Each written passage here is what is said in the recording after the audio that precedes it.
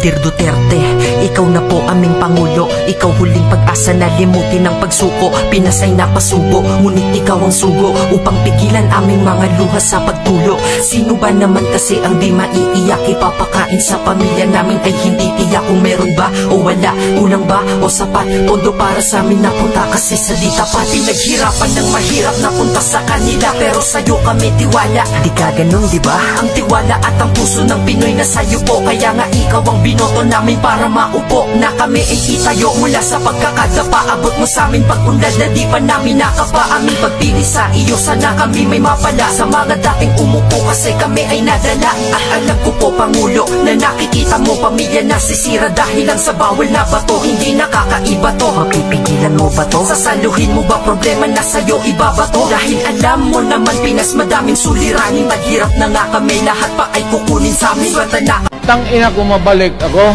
arestuhin ko kayo lahat. Kayo, nagpasok sa Congress, eleksyon, nanalo, Seiko, paglabas niyan, pagkatapos, Rolex na.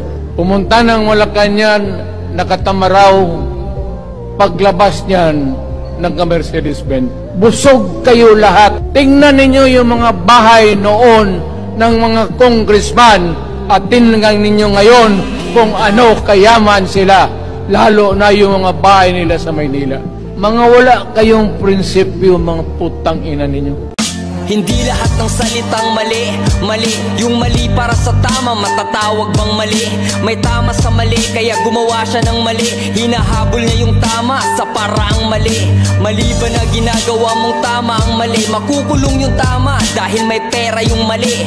Mali ang pumatay ng taong nag-aagaw buhay. Pero tama bang mabuhay na parang wala kang buhay? Akala mo mali ka ng akala. Nagkamali ka dahil mali ka ng hinala. Mali ba ang nagkamali ka lang? May mali ba sa mangmang kung ang mali di niya alam? Kailanman hindi mali ang maligaw ka sa mali, dahil maraming natututo sa pagkakamali. Mali kapag alam mo ng mali ay pinipilit mo pa rin na gawing tama ang mali. Mali. Wala akong agenda. Wala akong dinagdag na baski isang poste sa bahay ko. Wala akong bagong kotse. Hindi ako nakatikim ng Mercedes-Benz. Dinibdib ko talaga ang trabaho ko para sa bayan ko.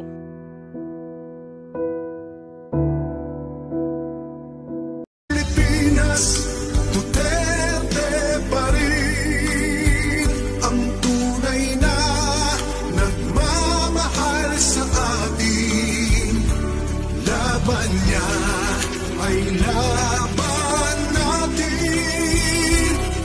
Pilipinas, Duterte